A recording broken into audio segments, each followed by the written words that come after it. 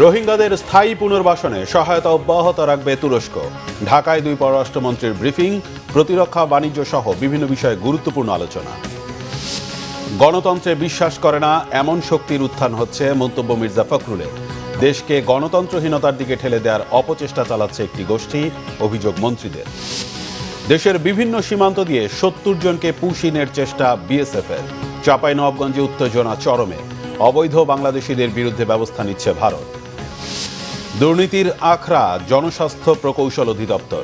প্রধান প্রকৌশলী সহ বেশিরভাগ কর্মকর্তা কর্মচারীর বিরুদ্ধে লুটপাটের অভিযোগ। দৃষ্টান্তমূলক শাস্তির অভাবকে দুষছেন বিশিষ্টজনরা। দেখছিলেন ক্রাউন সিমেন্ট সংবাদ শিরোনাম। এবারে বিস্তারিত।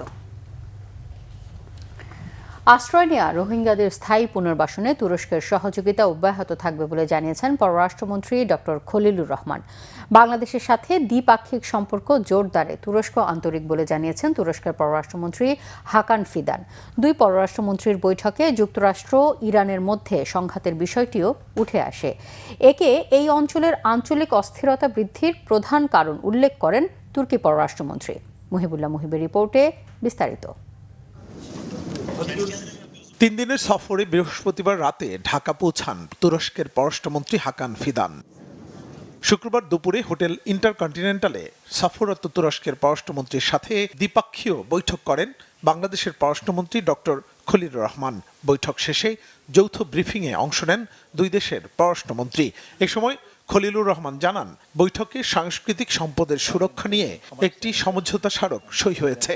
পাশাপাশি স্বাস্থ্য খাতে বাংলাদেশকে তুরস্কের সহায়তা অব্যাহত রাখার প্রতিশ্রুতিও দিয়েছেন দেশটির পররাষ্ট্রমন্ত্রী। We offered our support towards Turkey to establish a dedicated special economic zone in Bangladesh.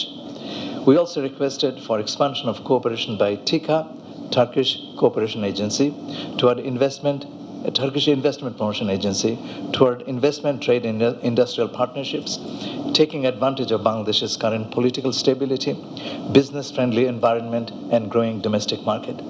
We pointed out the possible sectors for investment by Turkey, such as textiles and apparels, defense item manufacturing, shipbuilding, pharmaceuticals, infrastructure, renewable energy, ICT, smart technologies, and civil aviation. এছাড়াও দুই দেশের মধ্যে দ্বিপাক্ষীয় সম্পর্ক জোরদারের পাশাপাশি প্রতিরক্ষা, বাণিজ্য সহ বিভিন্ন বিষয়ে আলোচনা হয়েছে। গাজায় গণহত্যা বন্ধে বিশ্ববাসীকে এগিয়ে aşar আহ্বান জানান তুরস্কের পররাষ্ট্রমন্ত্রী হাকান ফিদান। Köklü ortaklığımızı geniş bir yelpazede derinleştirme ve sağlam temeller üzerinde çok daha güçlü ve vizyoner bir boyuta taşıma hedefimize yönelik gayretlerimizi sürdürüyoruz. İkili ticaret hacmimizi 1.3 milyar dolar düzeyinden 2 milyar dolara yükseltmek için yapılabilecek çalışmaları da ayrıca ele aldık. Başta savunma sanayi olmak üzere çeşitli alanlarda işbirliğimizi geliştirmeye yönelik atılabilecek adımlar mevcut. Bunların da teker teker üstünden geçtik. এছাড়াও দক্ষিণ এশিয়ায় শান্তি প্রতিষ্ঠায় বাংলাদেশের সরকারের ভূমিকার প্রশংসাও করেন তুরস্কের পররাষ্ট্রমন্ত্রী। মুহিবুল্লাহ মুহিব, বাংলা ভিশন, ঢাকা। রোহিঙ্গা সমস্যা নিয়ে বাংলাদেশের চলমান সংকটের স্থায়ী সমাধানে তুরস্কের সহযোগিতা কামনা করেছে জামাত। শুক্রবার রাতে রাজধানীর একটি হোটেলে সফররত তুরস্কের পররাষ্ট্রমন্ত্রী হাকান ফিদানের সঙ্গে 1 ঘণ্টাব্যাপী বৈঠক শেষে একথা জানান জামাত ইসলামের আমির ও বিরোধী দলীয় নেতা ডক্টর শফিকুর রহমান। তুরস্ককে বাংলাদেশের পরীক্ষিত বন্ধু উল্লেখ করে জামাত আমির বলেন, আগামীতে বাংলাদেশের সঙ্গে তুরস্কের সম্পর্ক অন্য উচ্চতায় পৌঁছবে। তুরস্ক আমাদের পরীক্ষিত দীর্ঘদিনের বন্ধু দেশ। আমরা আশা করি দুই দেশের মধ্যে সম্পর্ক আগামী দিনে আরো নতুন উচ্চতায় যাবে ইনশাআল্লাহ। আমরা তাদেরকে অনুরোধ করেছি বেশ কতগুলা ব্যাপারে তাদের অ্যাটেনশন দেওয়ার জন্য। প্রথমত রোহিঙ্গা ক্রাইসিস নিয়ে বাংলাদেশ যে সমস্যার মধ্যে আছে, এটার একটা যৌক্তিক সমাধানের জন্য তারা যেন আন্তর্জাতিক উদ্যোগের অংশ হিসাবে এগিয়ে এসে তারা দায়িত্ব পালন করেন। এদিকে কক্সবাজারের উখিয়ায় বিভিন্ন রোহিঙ্গা ক্যাম্প পরিদর্শন করেছেন তুরস্কের পররাষ্ট্রমন্ত্রী হাকান ফিদান। বিকেলে তিনি উখিয়ার বালুখালী এলাকার একাধিক রোহিঙ্গা ক্যাম্প ঘুরে দেখেন এবং সেখানে তুরস্কের সহায়তায় পরিচালিত স্বাস্থ্যসেবা কার্যক্রম পরিদর্শন করেন। এর আগে দুপুরে ঢাকা থেকে বিমানযোগে কক্সবাজারে পৌঁছান হাকান ফিদান। পরে বিকেলে তিনি উখিয়ার বালুখালী ৯ নম্বর রোহিঙ্গা ক্যাম্পে যান। সেখানে তুরস্কের সহায়তায় স্থাপিত একটি ফিল্ড হাসপাতালের কার্যক্রম পরিদর্শন করেন এবং চিকিৎসা নিতে আসা রোহিঙ্গাদের সাথে কথা বলেন। পরে তিনি ১৬ ও ১৭ নম্বর রোহিঙ্গা ক্যাম্প পরিদর্শন করেন। এ সময় প্রধানমন্ত্রীর পররাষ্ট্র বিষয়ক উপদেষ্টা হুমায়ুন কবির, উখিয়া উপজেলা নির্বাহী কর্মকর্তা রিফাত আসমা সহ বিভিন্ন আইনশৃঙ্খলা রক্ষাকারী বাহিনী ও গোয়েন্দা সংস্থার কর্মকর্তারা উপস্থিত ছিলেন।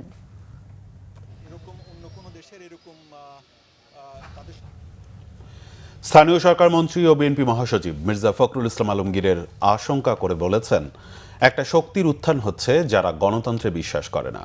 এই শক্তি যেন মাথাচাড়া দিয়ে উঠতে না পারে, সেজন্য সকল গণতান্ত্রিক শক্তিকে ঐক্যবদ্ধ হওয়ার আহ্বান জানান তিনি। অভিযোগ করেন, ছাত্র জনতার গণ অভ্যুত্থানের মধ্য দিয়ে যে পরিবর্তন চেয়েছিল দেশবাসী, অত্যন্ত পরিকল্পিতভাবে চেষ্টা চলছে সে সুযোগকে নষ্ট করে দেয়ার। আহমেদ সরারের রিপোর্ট। সাংবাদিক ও প্রখ্যাত শ্রমিক নেতা মাহবুবুল হক এবং রাজনীতিবিদ মাহবুবুল আলম তারা স্মরণে শুক্রবার জাতীয় প্রেস ক্লাবে আলোচনা সভার আয়োজন করা হয়। এতে বিএনপি মহাসচিব ও স্থানীয় সরকার মন্ত্রী মির্জা ফখরুল ইসলাম আলমগীর বলেন, তারা দুইজন এমন সময় রাজনীতি করেছেন যখন রাজনীতিতে নৈতিকতা, মূল্যবোধ এসব ছিল। তিনি আক্ষেপ করে বলেন, এখন সব শেষ। সামাজিক যোগাযোগ মাধ্যমে রাজনীতিবিদদের চরিত্র হনন করা হয় সব সময়। আজকে একটা শক্তির উত্থান হচ্ছে, যে শক্তি কিন্তু গণতন্ত্রে বিশ্বাস করে না, যে শক্তি মানুষের অধিকারকে তার স্বাভাবিক নিয়মে গণতান্ত্রিক উপায়ে রক্ষা করতে বিশ্বাস করে না। সুতরাং এই শক্তি যেন মাথা তুলে উঠে দাঁড়াতে না পারে, তার জন্য সকল গণতান্ত্রিক শক্তির এক হওয়া উচিত বলে আমি মনে করি। মির্জা ফখরুল ইসলাম আলমগীর বলেন, বিএনপি কোনো বিপ্লবী দল নয়। কেউ যদি মনে করে বিএনপি বিপ্লব করে সবকিছু করবে, তারা ভুল করছেন। এত বড় একটা আন্দোলন, অভ্যুত্থান, তারপরে কিন্তু আমরা একটা গণতান্ত্রিক প্রক্রিয়ায় ফিরে যাওয়ার সুযোগ পেয়েছি। আজকে আবার অত্যন্ত পরিকল্পিতভাবে শুরু হয়েছে সেই প্রক্রিয়াটাকে ব্যাহত করবার। আমার কাছে মনে হয় যে গণতন্ত্র খুব বিপদে পড়েছে। এই যে চতুর্দিকে বিভিন্নভাবে একটা সুপরিকল্পিত, সচেতনভাবে একটা প্রচেষ্টা যে আপনার সব কিছুকেই ভেঙে ফেলা, অর্থহীন করে ফেলা, এর মধ্য দিয়ে একটা নৈরাজ্য সৃষ্টি করার একটা প্রচেষ্টা চালানো হচ্ছে। জুলাই 24-এর পর থেকে, কিছুদিন পর থেকেই এমনভাবে তারা বিভিন্নভাবে চক্রান্ত করছেন যাতে করে গণতন্ত্র এখানে না থাকে। এখন এই সরকার দায়িত্ব হবে খুব দ্রুততার সঙ্গে আপনার এই যে চক্রান্ত, সেই চক্রান্তকে চিহ্নিত করে সঠিক খাতে এগিয়ে যাওয়ার চেষ্টা করা। বাংলা একাডেমির মাধ্যমে দেশ বরেণ্য রাজনীতিবিদদের জীবনী বের করা যায় কিনা সে চেষ্টা করবেন জানিয়ে মন্ত্রী বলেন, তাহলে পরবর্তী প্রজন্ম তাদের সম্পর্কে জানতে পারবে। আহমেদ সরোয়ার, বাংলা ভিশন, ঢাকা। একটি শক্তি অস্থিরতা সৃষ্টি করে দেশকে গণতন্ত্রহীনতার দিকে ঠেলে দেওয়ার অপচেষ্টা চালাচ্ছে বলে অভিযোগ মুক্তিযুদ্ধ বিষয়ক মন্ত্রী আহমেদ আজম খানের। আর প্রতিমন্ত্রী ইশরাক হোসেন বলেছেন, স্বাধীনতার ঘোষক জিয়াউর রহমানকে নিয়ে নতুন ন্যারেটিভ তৈরি করছে স্বাধীনতা বিরোধীরা। জিয়া স্মৃতি জাদুঘর দ্রুত সময়ে মেরামত ও জিয়া স্মৃতি কমপ্লেক্স নতুন করে করার ঘোষণাও দেন তারা। চট্টগ্রাম থেকে নাসির উদ্দিনের তথ্য ও সাইফুল ইসলামের ক্যামেরায় নাজমুল নিশানের ডেস্ক রিপোর্ট। মুক্তিযুদ্ধ ও স্বাধীনতার ঘোষক জিয়াউর রহমানের স্মৃতি বিজড়িত জিয়া স্মৃতি জাদুঘর সরকার গঠনের 3 মাসের মাথায় শুক্রবার সকালে পরিদর্শন করেন মুক্তিযুদ্ধ বিষয়ক মন্ত্রী আহমেদ আজম খান ও প্রতিমন্ত্রী ইশরাক হোসেন। দৃষ্টিনন্দন এ ভবনে 1981 সালে কিছু বিপদগামী সেনার সদস্যের হাতে নিহত হন জিয়াউর রহমান, যেখানে সংরক্ষিত রয়েছে তার বর্ণাঢ্য জীবনের নানা স্মৃতি, ব্যক্তিগত জিনিসপত্র এবং ঐতিহাসিক দলিলাদি। আছে স্বাধীনতা ঘোষণার ট্রান্সমিটার সহ মুক্তিযুদ্ধের নানা ইতিহাস ও নিদর্শন। তারা পরিদর্শন করেন গত ডিসেম্বরে ভূমিকম্পে ক্ষতিগ্রস্ত ভবনের দেয়াল, ছাদ, সিঁড়িসহ আশপাশ। এ সময় প্রতিমন্ত্রী ইশরাক হোসেন দ্রুত সময়ের মধ্যে জাদুঘরটি মেরামতের কথা জানান। সতর্ক করেন স্বাধীনতার ঘোষক জিয়াউর রহমানকে নিয়ে স্বাধীনতা বিরোধীদের নতুন বয়ান তৈরির সম্পর্কে। নির্বাচনের আগে জামাতে ইসলামের যে প্রধান শফিকুর রহমান, তিনি চট্টগ্রামে এসে আরেকজন আমাদের বীর মুক্তিযোদ্ধা তাকে স্বাধীনতার ঘোষক বললেন। তো এই ধরনের ন্যাক্কারজনক ঘটনা আমরা কোনোভাবেই মেনে নেব না, বরদাস্ত করব না। আমরা জন্ম থেকেই জানি যে শহীদ রাষ্ট্রপতি জিয়াউর রহমান স্বাধীনতার ঘোষণা দিয়েছিলেন। তো এই ধরনের ন্যারেটিভ বয়ান যারা দাঁড় করাতে চাচ্ছে, এই স্বাধীনতা বিরোধী যারা ৭১ সালে আমাদের মা বোনদের ধর্ষণ করেছে, মুক্তিযোদ্ধাদের হত্যা করেছে, তাদের যে আস্ফালন এবং তারা যদি মুক্তিযুদ্ধকে কোনো কারণে অবমাননা করতে চায় এবং আমাদের প্রিয় নেতা স্বাধীনতার ঘোষককে যদি কোনোভাবে কাটো করতে চায়, আমি আপনাদের প্রতি আহ্বান জানিয়ে গেলাম, আপনারা সেটার জন্য প্রয়োজনীয় প্রতিবাদ এবং প্রতিরোধ প্রয়োজনে করতে। পরে তারা যান জিয়া স্মৃতি কমপ্লেক্সে, কথা বলেন সংশ্লিষ্ট কর্মকর্তা ও নেতাকর্মীদের সাথে। কমপ্লেক্সটি নতুন করে করার কথা উল্লেখ করে মন্ত্রী বলেন, স্বাধীনতা বিরোধীরা নতুন করে দেশকে অস্থিতিশীল করার পায়তারা করছে। দেশটাকে, রাজনীতিকে অস্থিতিশীল করবার একটা অপচেষ্টা, একটা পায়তারা দেখতে পাচ্ছি। আবারও কি গণতন্ত্রহীনতার দিকে আমাদের সেই অপচেষ্টাকারীরা আমাদেরকে নিয়ে যাওয়ার চিন্তা করছেন, অপচেষ্টা করছেন? বাংলাদেশের মানুষ কিন্তু এখন ঐক্যবদ্ধ। স্বাধীনতার ৫৫ বছর পার হতে চলছে। আপনারা দেশপ্রেমিক হন। আপনাদের যে ভূমিকা স্বাধীনতার সময় বাংলাদেশের মানুষ দেখেছে, আপনারা অনুতপ্ত হন, আপনারা ক্ষমা প্রার্থনা করুন এবং এই দেশটাকে গড়বার জন্যে আপনারা আমাদেরকে সহযোগিতা করুন। দিনভর চট্টগ্রাম মহানগরীতে ব্যস্ত সময় কাটান মুক্তিযুদ্ধ বিষয়ক মন্ত্রী আর প্রতিমন্ত্রী। মুক্তিযুদ্ধের স্মৃতিবিজড়িত স্থানগুলো ঘুরে দেখেন তারা। Bangla vision news desk. তথ্য সম্প্রচার মন্ত্রী জহিরুদ্দিন স্বপন জানিয়েছেন, জলবায়ু পরিবর্তন এখন শুধু পরিবেশগত নয়, এটি অর্থনীতি, স্বাস্থ্য ও মানব জীবনের জন্য বড় চ্যালেঞ্জ। এই সংকট মোকাবেলায় সচেতনতা তৈরিতে গণমাধ্যম ও চলচ্চিত্র গুরুত্বপূর্ণ ভূমিকা রাখতে পারে। শুক্রবার বিকেলে রাজধানীর আগারগাঁওয়ে ন্যাশনাল লাইব্রেরি অডিটোরিয়ামে অনুষ্ঠিত global trend and climate film festival ২০২৬-এর উদ্বোধনী অনুষ্ঠানে এসব কথা বলেন তিনি।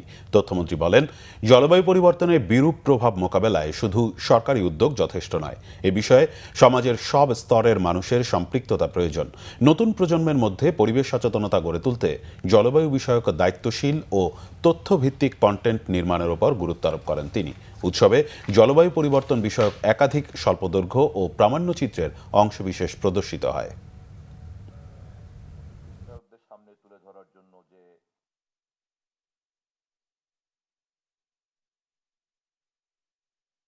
চলচ্চিত্রের মতো মাধ্যমই কেবলমাত্র খুব দ্রুত একটা মানুষকে, তার মনোজগৎকে খুব পরিষ্কারভাবে একটা সিদ্ধান্তের দিকে নিয়ে যেতে পারে। জলবায়ু নিয়ে কাজ করার জন্য যারাই আপনারা এগিয়ে আসছেন, আমি আমার সীমিত জ্ঞানে যেটা বুঝি সেটি হচ্ছে, অবশ্যই তাদেরকে বিজ্ঞান মনস্ক হতে হবে। কারণ বিজ্ঞান মনস্ক ব্যক্তিরা ছাড়া ভবিষ্যৎ পৃথিবীর এই অনিবার্য সংকট সম্পর্কে কারো পক্ষেই সুস্পষ্ট ধারণা গ্রহণ করা সম্ভব নয়। জনস্বাস্থ্য প্রকৌশল অধিদপ্তরের প্রধান প্রকৌশলী থেকে শুরু করে প্রকল্প পরিচালক, নির্বাহী প্রকৌশলী, এস্টিমেটর সহ প্রায় সবাই কোনো না কোনো দুর্নীতি, অনিয়মে অভিযুক্ত।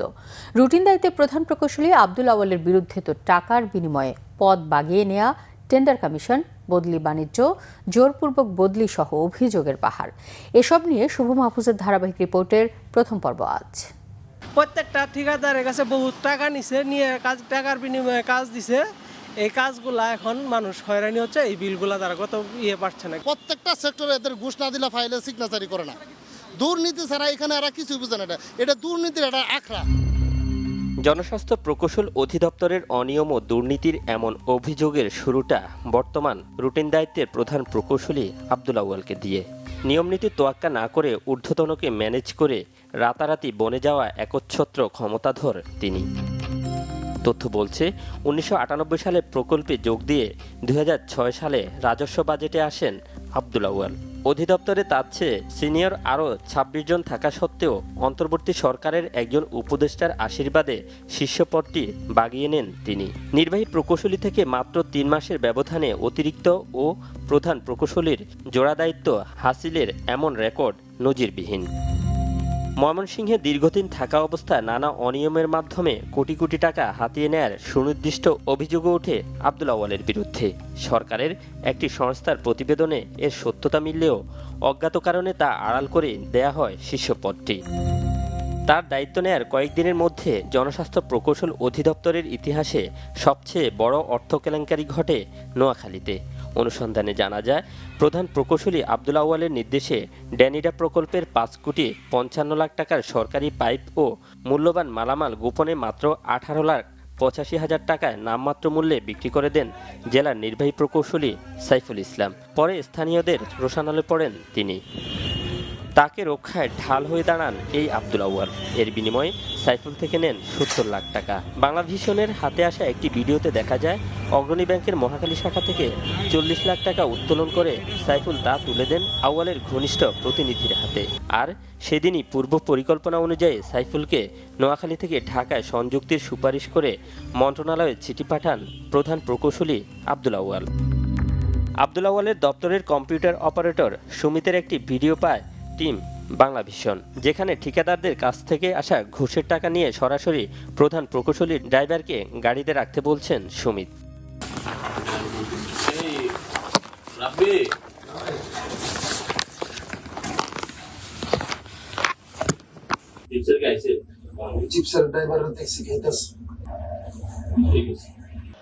এসব অনিয়ম দুর্নীতির বিষয়ে জানতে আব্দুল আউয়ালের কাছে একাধিকবার যেতে চাইলেও প্রধান গেটের সামনে আটকে দেয় নিরাপত্তা কর্মীরা। পরে মোবাইল ফোনে সাক্ষাৎকার দিতে অস্বীকৃতি জানান প্রধান প্রকৌশলী।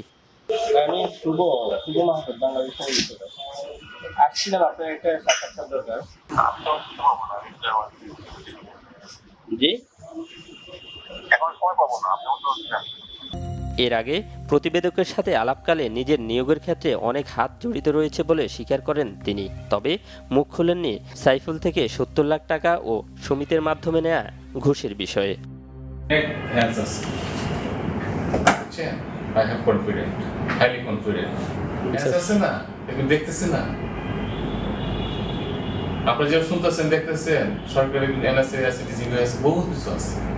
কক্সবাজারের নির্বাহী প্রকৌশলীকে সেখানে পদায়নের আগে তার কাছ থেকে ৩ কোটি টাকা ঘুষ নেয়ার অভিযোগ রয়েছে আব্দুল আউয়ালের বিরুদ্ধে।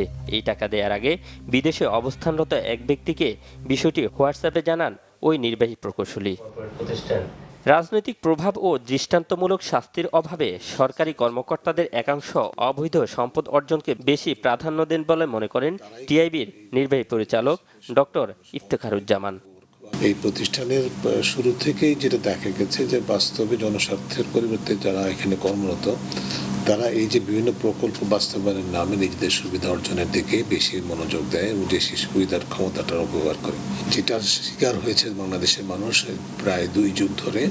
আরও আগের থেকেই কিন্তু গত 2 যুগ ধরে এটা বেশি প্রকট আকার ধারণ করেছে। সেটির থেকে উত্তরণের জন্যই কিন্তু বর্তমান সরকার দায়িত্ব গ্রহণ করেছে। কাজে তাদের উপরে আমরা মনে করি যে এক ধরনের রাজনৈতিক এবং আইনগত এবং জনগণের কাছ থেকে জবাবদিহিমূলক সরকার ব্যবস্থার যে অঙ্গীকার তারা করেছেন তার ধারাবাহিকতায় তারা এই বিষয়গুলোকে দৃষ্টান্ত স্থাপন করবে কিছু কিছু ক্ষেত্রে, যার মাধ্যমে এটা প্রতিকার করা সম্ভব হবে। এনএসআই এর অনুসন্ধানী প্রতিবেদন থেকে জানা যায়, কুয়েটে পড়াশোনার সময় আব্দুল আউয়াল ছাত্রলীগ করতেন, ছিলেন সাতক্ষীরা ছাত্রলীগের সহসভাপতিও। শুভ মাহফুজ, বাংলাভিশন, ঢাকা। 18 কোটি মানুষের খাদ্য নিরাপত্তা নিশ্চিতে কৃষি মূল ভরসা হলেও বরাবরই উপেক্ষিত কৃষি খাত। প্রতি বছর টাকার অঙ্কে বাজেট বাড়লেও মোট বাজেটের তুলনায় বরাদ্দ নেমেছে 6% ঘরে। সরকার এবার কৃষক কার্ড বিতরণ সহ খাতটির উন্নয়নে বিশেষ নজর দিলেও বিশেষজ্ঞরা বলছেন টেকসই কৃষির জন্য জরুরি আধুনিক যন্ত্রপাতির ব্যবহার ও নতুন জাত উদ্ভাবন।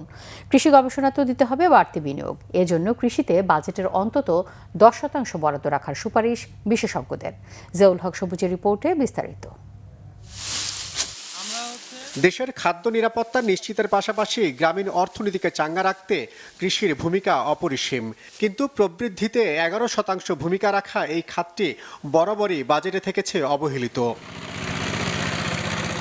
উচ্চ মূল্যস্ফীতি নিয়ন্ত্রণে সরকারের নজর এবার উৎপাদন সক্ষমতা বাড়ানোর দিকে। আর তাই নির্বাচনী প্রতিশ্রুতি বাস্তবায়নের অংশ হিসেবে কৃষি বাজেটের বরাদ্দ বাড়াচ্ছে সরকার। কৃষক কার্ডের জন্যও থাকছে প্রায় 1,500 কোটি টাকার বরাদ্দ। খাদ্য নিরাপত্তা বিধান করার জন্য আমাদের কৃষিতে যে এখন আধুনিকায়ন হচ্ছে সেটা নিশ্চয়তা বিধান করতে হবে। কৃষির সাথে শিল্পের যে অগ্রপশ্চাৎ সংযোগ সেটাকে শক্তিশালী করতে হবে। কৃষির সাথে আমরা এখনো বৈশ্বিক বাজারকে ওইভাবে সম্পৃক্ত করতে পারিনি। আমি আমদানি করে আমি বিভিন্ন ধরনের ট্রাক্টর হারভেস্টার আনছি বৈশ্বিক দাম দিয়ে, কিন্তু আমি রপ্তানি করার সুযোগ দিতে পারছি না। কৃষিকে আমাকে অভ্যন্তরীণ দামের উপরে নির্ভর করতে হচ্ছে। এই জায়গাটা থেকে তো আমাদের বেরিয়ে আসতে হবে। বিশ্লেষকরা বলছেন, কৃষিতে বিনিয়োগ বা ভর্তুকি বাড়ালেই শুধু হবে না, জোর দিতে হবে কৃত্রিম বুদ্ধিমত্তা ভিত্তিক প্রযুক্তি ব্যবহারের উপর। এখন রিসার্চ তো অনেক অ্যাডভান্স, মলিকুলার রিসার্চ করে অনেক ভালো ভালো ভ্যারাইটি করা যায়, যে সব ভ্যারাইটিগুলো পানি সহনশীল হতে পারে, সল্ট সহনশীল হতে পারে, তাপ সহ্য করতে পারে। এরকম ভ্যারাইটি কিন্তু আমাদেরকে কুইক আনতে হবে। এমন একটা পদ্ধতিতে রিসার্চ করতে হবে, প্রাইভেট সেক্টরকে এনগেজ করতে হবে, পাবলিক সেক্টরকে এনগেজ করতে হবে, বাজেটে প্রভিশন করতে হবে যে থোক বরাদ্দ থাকলো প্রাইভেট সেক্টরের রিসার্চ ক্যাপাসিটি বাড়ানোর জন্য, সেটা নিয়ে প্রাইভেট সেক্টর কাজ করবে এবং তারা কিন্তু খুব ফ্রিকুয়েন্ট 3 থেকে 5 বছরের মধ্যে নতুন নতুন জাত উদ্ভাবন করবে এবং মাঠে এই সমস্ত জাত নিয়ে যাবে। খরা বা বন্যায় যাতে ফসল নষ্ট না হয় সেজন্য খাদ্য সংরক্ষণে জোর দেওয়ার পাশাপাশি ফলন দ্রুত ঘরে তোলার দিকে নজর দেওয়ার তাগিদ বিশেষজ্ঞদের। 30 থেকে 40% ফসল ওয়েস্টেজ হয়, এই ওয়েস্টেজ কমাতে হবে। আমাদের দেশে যে যন্ত্রপাতিগুলো আছে চাষ করার জন্য, ইরিগেশনের জন্য, তারপরে ধান লাগানোর জন্য, মাড়াই করার জন্য, আলু লাগানো তোলার জন্য, এরকম সর্বক্ষেত্রে এই যন্ত্রপাতিগুলো কিন্তু সাবসিডিতে কিন্তু সরবরাহ করতে হবে। তাহলে কী হবে, একদিকে কস্ট অফ প্রোডাকশন খামারের কমবে, আরেকদিকে এই যে আমাদের হাওড়ে যে ঝামেলাটা হলো, যদি আমাদের রেডি যন্ত্র থাকতো, 1000-2000 কম্বাইন হারভেস্টার থাকতো, তাহলে কিন্তু 1-2 দিনের মধ্যে কিন্তু ফসলটা কেটে তুলতে পারতো। মোট জনশক্তির প্রায় 40% কাজ করা কৃষি খাতের পরিকল্পিত উন্নয়নে গবেষণায় বরাদ্দ বাড়ানোর তাগিদ দেন বিশেষজ্ঞরা। জিয়াউল হক সবুজ, বাংলা ভিশন, ঢাকা। সম্প্রতি বাংলাদেশ ব্যাংক ও ইসলামী ব্যাংকে যে ঘটনাগুলো ঘটেছে তা অর্থনীতির জন্য মোটেও স্বস্তিদায়ক নয় বলে মন্তব্য করেন জাতীয় নাগরিক পার্টির দক্ষিণাঞ্চলের মুখ্য সংগঠক হাসনাত আব্দুল্লাহ। শুক্রবার বিকেলে রাজধানীর বাংলা মোটরে এনসিপির কার্যালয়ে ছায়া বাজেট 2026-27 অর্থ বছর নিয়ে কথা বলার সময় কথা বলেন তিনি। হাসনাত আব্দুল্লাহ আরও বলেন, আসন্ন বাজেটের প্রতিটি টাকা জনগণের জন্য হতে হবে, কোনো সংখ্যাভিত্তিক গোষ্ঠীর জন্য বাজেট দেওয়া যাবে না। দেশের অর্থনীতি এখন লুটপাটের অর্থনীতিতে পরিণত হয়েছে। এ অবস্থায় দেশের অর্থনীতির চাকা সচল রাখতে বাস্তবমুখী বাজেট দেওয়ার প্রতি গুরুত্ব আরোপ করেন এনসিপির এই নেতা। এ সময় প্রতিবারের মতো পরিসংখ্যান নির্ভর বাজেট না দেওয়ার পরামর্শও দেন এনসিপির অন্যতম নেতা ও সংসদ সদস্য হাসনাত আব্দুল্লাহ। বাংলাদেশ ব্যাংকে যেভাবে সেখানে একজন গভর্নর নিয়োগ দেওয়া হয়েছে, যে প্রক্রিয়ায় নিয়োগ দেওয়া হয়েছে সেটি আসলে আমাদের অর্থনীতি পরবর্তীতে কোন দিকে যাবে একটি আশঙ্কাজনক একটি পরিস্থিতি, একটি উদ্বেগের সৃষ্টি করে অর্থনীতি নিয়ে যারা খোঁজ খবর রাখেন তাদের মধ্যে। একই সাথে সাথে আমরা দেখতে পাচ্ছি সাম্প্রতিক ইসলামী ব্যাংকের যে বিষয়গুলো আমাদের নজরে পড়ছে সেটি অর্থনীতির জন্য স্বস্তিদায়ক নয়। শরীফ ওসমান বিন হাদি হত্যাকাণ্ডে জড়িত দেশীয় খুনিদের চিহ্নিতকরণ, পলাতক আসামিদের দ্রুত দেশে ফিরিয়ে আনা ও দ্রুত বিচার নিশ্চিতের দাবিতে রাজধানীতে বিক্ষোভ মিছিল করেছে ইনকিলাব মঞ্চ। হাদি হত্যার বিচারে 7 দিনের আলটিমেটামও দিয়েছে সংগঠনটি। শুক্রবার বাদ জুমা পূর্ব ঘোষিত বিক্ষোভ মিছিল শেষে এই দাবি জানায় ইনকিলাব মঞ্চের মুখপাত্র ও সদস্য সচিব আবদুল্লাহ আল জাবের। বলেন, জাতিসংঘের অধীনে তদন্ত ও সম্প্রতি দেয়া পশ্চিমবঙ্গের মুখ্যমন্ত্রী মমতা বন্দ্যোপাধ্যায়ের বক্তব্য বিষয়ে আগামী 7 দিনের মধ্যে সরকারের কাছ থেকে সুস্পষ্ট বক্তব্য চায় ইনকিলাব মঞ্চ। যদিও এই সময়ের মধ্যে হাদি হত্যাকারীদের বিষয়ে সুনির্দিষ্ট কোনো তথ্য বা তাদের বিচার নিশ্চিতে সরকার কোনো সময়সীমা দিতে না পারে, তবে জনগণকে নিয়ে শাহবাগে অবস্থান কর্মসূচি পালন করা হবে। বিশ্ব পরিবেশ দিবসে পরিবেশ রক্ষার বার্তা ছড়িয়ে দিতে উদ্যোগ নিয়েছে বাংলাদেশ জামায়াতে ইসলামী ঢাকা মহানগর উত্তর। রাজধানীর মহাখালীর টিএনটি মাঠে শুরু হয়েছে 10 দিনব্যাপী বৃক্ষরোপণ কর্মসূচি। প্লাস্টিকের বোতল জমা দিলেই মিলছে বিভিন্ন প্রজাতির গাছের চারা। কর্মসূচির উদ্বোধন করেন দলটির ঢাকা মহানগর উত্তরের আমির মোহাম্মদ সেলিম উদ্দিন। তিনি বলেন, প্লাস্টিক বর্জ্যের ক্ষতিকর প্রভাব সম্পর্কে মানুষকে সচেতন করা এবং পুনর্ব্যবহারে উৎসাহিত করতেই নেওয়া হয়েছে এ উদ্যোগ। এ সময় সেলিম উদ্দিন পরিবেশ সংরক্ষণে তরুণদের আরও সক্রিয় হওয়ার আহ্বান জানিয়ে নগরের প্রতিটি ভবনে ছাদ বাগান গড়ে তোলার উপর গুরুত্ব আরোপ করেন। আয়োজকরা জানান, বৃক্ষরোপণ কার্যক্রমের মাধ্যমে রাজধানীকে আরও সবুজ, পরিচ্ছন্ন ও পরিবেশ বান্ধব নগরী হিসেবে গড়ে তোলাই তাদের লক্ষ্য। এ সময় বক্তারা বলেন, সুপরিকল্পিত নগর ব্যবস্থাপনা ও দক্ষ নেতৃত্বের অভাবে ঢাকা এখনো পুরোপুরি বাসযোগ্য হয়নি। ঈদের লম্বা ছুটি শেষ হলেও রাজধানীর নিত্যপণ্যের বাজারগুলো এখনও জমে ওঠেনি। ক্রেতা সমাগম কম থাকায় সবজির দাম নিম্নমুখী, মাছ মুরগির দাম কিছুটা বাড়তি হলেও ডজনে 30 টাকা পর্যন্ত কমেছে ডিমের দাম। চালের দামও অনেকটা স্থিতিশীল। শুভ মাহফুজের রিপোর্ট। ঈদের ছুটি 4 দিন আগে শেষ হলেও ঢাকা এখনো ফেরেনি আগের রূপে। তার প্রভাব দেখা গেছে রাজধানীর কাঁচা বাজারগুলোতে। সাপ্তাহিক ছুটির দিনও তাই বাজারে ক্রেতার সংখ্যা সাধারণ দিনের তুলনায় বেশ কম। কাস্টমার কম, এমনি কোম্পানির লোকেরা কম, সব মিলে একটু ঈদ বাংলা বাজার তো একটু কাস্টমারে কম, বাজারটা জমে উঠে নেয় আর কি। সরবরাহ স্বাভাবিক থাকায় সবজির দাম ঈদের আগের চেয়ে অনেকটাই কমেছে। 50 থেকে 60 টাকার মধ্যেই মিলছে বেশিরভাগ সবজি। সবজির দাম ঈদের আগের চেয়ে এখন কম। ঈদের আগে তো সব সবজি ছিল মনে করেন 100 টাকা, 120 টাকা, 80 টাকার নিচে কোনো ছিল না, এখন 60 টাকা, 50। সবচেয়ে স্বস্তি ডিমের বাজারে। মাত্র কয়েকদিনের ব্যবধানে 30 টাকা পর্যন্ত কমে প্রতি ডজন ডিম বিক্রি হচ্ছে 110 থেকে 120 টাকা পর্যন্ত। গত সপ্তাহ তুলনায় আজকে ডিমের বাজার একটু কম, লালটা 120 টাকা করে আর সাদাটা 110 টাকা ডজন বিক্রি করতেছি। তবে মাছ ও মুরগির দাম বাড়তি। সরবরাহ কমের অজুহাতে ঈদের আগের তুলনায় বিক্রি হচ্ছে কিছুটা বেশি দামে। এদিকে স্বাভাবিক রয়েছে চালের বাজার। আমদানি বেশি হয়ে গেলে পরবর্তীতে হয়তো নেক্সটে কমে যাবে আশা করতেছি আর কি। ঈদের পরে গাড়িগুলা বদ্ধ, শ্রমিকেরা মেলের থেকে চলে যাওয়ার পরে 1 কেজিতে 1 টাকা 2 টাকা একটু বাড়তি আছে। আমরা এখন যেসব মাল আনতেছি অর্ডার দিই, সবাই আগের থেকে 2-1 টাকা করে বাড়াই ধরছে। অরিজিনাল সোনালী 350 থেকে 60, আর হাইব্রিডটা 320-30। যারা সাধারণ মানুষ তাদের জন্য খুব জীবনযাত্রা পরিচালনা করা খুব কষ্টকর হয়ে যাচ্ছে, এই কারণেই কম হওয়া প্রয়োজন মাছের দাম। আগে একটু মনে করেন রুই মাছ ছিল 300 টাকার মধ্যে, এখন 400 টাকার উপরে যাচ্ছে সব কিছু মিলে। তো সরকারের উচিত সবকিছুতে পদক্ষেপ নেওয়া। নিত্যপণ্যের দাম যাতে নাগালের মধ্যে থাকে সেজন্য সরকারের তদারকি বাড়ানোর আহ্বান সাধারণ মানুষের। শুভ মাহফুজ, বাংলা ভিশন, ঢাকা। দেশের আরও কিছু খবর নিয়ে এবার দেখুন একটি ডেস্ক রিপোর্ট। ক্রীড়াকে পেশা হিসেবে প্রতিষ্ঠিত করতে সরকার সচেষ্ট বলে জানিয়েছেন বস্ত্র ও পাট প্রতিমন্ত্রী মোহাম্মদ শরীফুল আলম। বিকালে কিশোরগঞ্জের কটিয়াদীতে গোল্ড কাপ ফুটবল প্রতিযোগিতায় প্রধান অতিথির বক্তব্যে তিনি কথা বলেন। প্রতিমন্ত্রী জানান, জাতীয় পর্যায়ের খেলোয়াড়দের খেলা পরবর্তী জীবনের নিরাপত্তা নিশ্চিত করতে তাদের ইনস্ট্রাক্টর হিসেবে চাকরির ব্যবস্থা করা হবে। এ সময় উপস্থিত ছিলেন কিশোরগঞ্জ 2 আসনের সংসদ সদস্য অ্যাডভোকেট মোহাম্মদ জালাল উদ্দিন।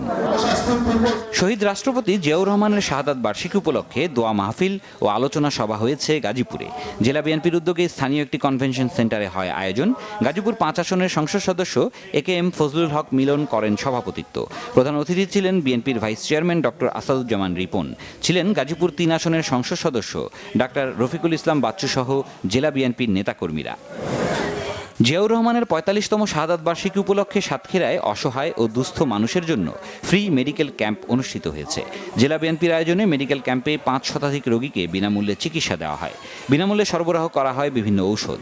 এ সময় উপস্থিত ছিলেন জেলা বিএনপির সাবেক আহ্বায়ক অ্যাডভোকেট সৈয়দ ইফতেখার আলী ও সাবেক সাধারণ সম্পাদক শেখ তারিকুল হাসান সহ সংশ্লিষ্টরা। নারায়ণগঞ্জবাসীর জন্য বিনামূল্যে অ্যাম্বুলেন্স সেবা কার্যক্রম চালু করেছে বিএনপি। শহীদ রাষ্ট্রপতি জিয়াউর রহমান ও প্রয়াত চেয়ারপারসন বেগম খালেদা জিয়ার রুহের মাগফিরাত কামনায় সেবামূলক এ উদ্যোগ নেওয়া হয়েছে। শহরের কেন্দ্রীয় ঈদগাহ ময়দানে কার্যক্রমের আনুষ্ঠানিক উদ্বোধন করেন প্রধানমন্ত্রীর স্বাস্থ্য বিষয়ক বিশেষ সহকারী ডক্টর SM জিয়াউদ্দিন হায়দার। পড়াশোনার পাশাপাশি খেলাধুলায় অংশগ্রহণের সুযোগ করে দিয়েছে বিএনপি সরকার, বলেছেন মাদারীপুর 3 আসনের সংসদ সদস্য আনিসুর রহমান খোকন তালুকদার। বিকালে ডাসার ইউনিয়ন ছাত্র দলের আয়োজনে খালেদা জিয়া স্মৃতি ফুটবল টুর্নামেন্টের পুরস্কার বিতরণী অনুষ্ঠানে প্রধান অতিথির বক্তব্যে তিনি কথা বলেন। জানান, সারা দেশে ফুটবল টুর্নামেন্টের আয়োজন করে খেলোয়াড়দের মধ্যে প্রতিযোগিতা তৈরি করে দিয়েছেন প্রধানমন্ত্রী তারেক রহমান। ফাইনাল খেলায় ডাসার সবুজ সংঘ বনাম আরিফ স্মৃতি সংঘ দল অংশ নেয়। খেলায় ডাসার সবুজ সংঘ দল 4-3 গোলে বিজয়ী হয়। সিরাজুম মনির শুভ, বাংলা ভিশন, নিউজ ডেস্ক। ফুটবলের আরও খবর। ফুটবল বিশ্বকাপ শুরু 11ই জুন, কিন্তু তার আগেই বিশ্বকাপের উন্মাদনায় উত্তাল রাজধানীর ঐতিহ্যবাহী পুরান ঢাকা। বিকেলে বিশ্বকাপকে সামনে রেখে বিশাল এক ফ্যান র্যালিতে অংশ নিয়েছেন সকল বয়সী সমর্থকরা। বিস্তারিত তাহিদুর রহমানের রিপোর্টে। বিশ্বকাপ ফুটবলের মাঠের লড়াই শুরু হতে এখনো বাকি কয়েকদিন। তবে বিশ্বকাপ এলেই পুরনো ঢাকায় দেখা যায় ভিন্ন এক উৎসবের আমেজ। প্রিয় দলের জার্সি, পতাকা আর স্লোগানে মুখর পুরনো ঢাকার অলিগলি। ব্রাজিলের হেক্সা, মেসির ডাবল কিংবা রোনালদোর স্বপ্ন পূরণ, নাকি নতুন কোনো গল্প, কার হাতে উঠতে পারে এবারের শিরোপা, তা নিয়েও আছে নানা মত ও প্রত্যাশা। এবার ব্রাজিল জিতবে। ব্রাজিলে কোন কোন প্লেয়ার তোমার পছন্দ? নেইমার। নেইমার তো ইনজুরির একটা শঙ্কা আছে, তাহলে কিভাবে দলকে আগায় নেবে? প্রথম ম্যাচটা পারবে না, কিন্তু দ্বিতীয় ম্যাচ খেলতে পারবে। আর্জেন্টিনায় শুধু আর কোনো মেসি ছাড়া কোন কোন প্লেয়ার পছন্দ? মেসি ছাড়া আর কোনো প্লেয়ার পছন্দ না। মেসি আর কেউ না। মেসি। প্রবীণ থেকে জেনজি দুই প্রজন্মের চোখে বিশ্বকাপের অনুভূতি যেমনই হোক, দেখা যায় একই রকম উদ্দীপনা। ফুটবল নিয়ে উৎসাহ, আবেগ কিংবা অম্লমধুর বৈরতা নিয়েও কথা বলেন সমর্থকরা। তো স্পোর্টসের সাথে যারা থাকে তারা যদিও মারামারি করে, হ্যাঁ, যেমন আমি খুব নির্মল মনের একজন মানুষ, কারোর সাথে আমার কোনো শত্রুতা নাই। শুধুমাত্র আমার কিছু বন্ধুর সাথে তাদের মুখ দেখা দেখে বন্ধ হয়ে গেছে শুধু ফুটবলের যুদ্ধ নিয়ে, যে সে জার্মান নিয়ে বাজে মন্তব্য করে, আমি বাজে মন্তব্য করি নাই, মানে তার সাথে আমার সম্পর্কই ছিন্ন হয়ে গেছে। তো যেটা হয় এটা আসলে একটা ক্রেজিনেস, এটা দরকার পৃথিবীতে। প্রত্যেক 4 বছর পর পর বিশ্বকাপ আসে এবং এই সময় আমরা ট্রলটা করি এবং এটা নিয়ে অনেক প্রবলেম হয়, সেটা আমিও দেখেছি। কিন্তু একটা খেলার জন্য আমরা নিজেদের মধ্যে সম্পর্ক নষ্ট না করি। আফটার অল দিন শেষে সবাই আমরা একসাথে ভাই ভাই হিসেবেই থাকবো। র্যালির আয়োজকদের দাবি, বিশ্বকাপ ঘিরে সম্প্রীতি, আনন্দ আর ফুটবলের প্রতি ভালোবাসার বার্তা ছড়িয়ে দিতেই এই আয়োজন। আমরা প্রতি 4 বছর পর পর ওয়ার্ল্ড কাপ আসলে সবাই মিলে, বন্ধু-বান্ধব মিলে এই আয়োজনটা করি, র্যালিটা করি। গতবারও করেছি, এর আগেরবারও করেছি, ইনশাল্লাহ ভবিষ্যতেও করব। আগামী 11ই জুন পর্দা উঠবে the greatest show on earth football বিশ্বকাপ। এবারে আসর বসছে যুক্তরাষ্ট্র, কানাডা ও মেক্সিকো, এই 3 দেশে। দীর্ঘ 4 বছরের অপেক্ষা শেষে সমর্থকদের মধ্যে এখন উচ্ছ্বাস আর উত্তেজনা। এ যেন হাজারো কিলোমিটার দূরে ফুটবল প্রেমে বিভোর ছোট্ট কোনো এক Latin America. Tawhidur Rahman, Bangla vision, Dhaka. সংবাদ শেষ করব আমরা। শেষ করার আগে ক্রাউন সিমেন্ট শিরোনামগুলো আরও একবার। রোহিঙ্গাদের স্থায়ী পুনর্বাসনের সহায়তা অব্যাহত রাখবে তুরস্ক। ঢাকায় 2 পররাষ্ট্রমন্ত্রীর ব্রিফিং, প্রতিরক্ষা, বাণিজ্য সহ বিভিন্ন বিষয়ে গুরুত্বপূর্ণ আলোচনা। গণতন্ত্রে বিশ্বাস করে না এমন শক্তির উত্থান হচ্ছে, মন্তব্য মির্জা ফখরুলের। দেশকে গণতন্ত্রহীনতার দিকে ঠেলে দেওয়ার অপচেষ্টা চালাচ্ছে একটি গোষ্ঠী, অভিযোগ মন্ত্রীদের। দেশের বিভিন্ন সীমান্ত দিয়ে 70 জনকে পুশ ইনের চেষ্টা বিএসএফের। চাঁপাইনবাবগঞ্জ উত্তেজনা চরমে, অবৈধ বাংলাদেশিদের বিরুদ্ধে ব্যবস্থা নিচ্ছে ভারত। দুর্নীতির আখড়া, জনস্বাস্থ্য প্রকৌশল অধিদপ্তর প্রধান প্রকৌশলী সহ বেশিরভাগ কর্মকর্তা কর্মচারীর বিরুদ্ধে লুটপাটের অভিযোগ। দৃষ্টান্তমূলক শাস্তির অভাবকে দুষছেন বিশিষ্টজনরা। এই ছিল এখনকার মতো। পরের সংবাদ রাত 1টায় দেখার আমন্ত্রণ রইল। এছাড়া বাংলা ভিশন সংবাদ ও সংবাদ সংশ্লিষ্ট অনুষ্ঠান দেখতে ভিজিট করুন www.bbnews24.com ও facebook.com/banglavishnnews এবং সাবস্ক্রাইব করুন youtube.com/banglavishnnews। ধন্যবাদ। শুভরাত্রি।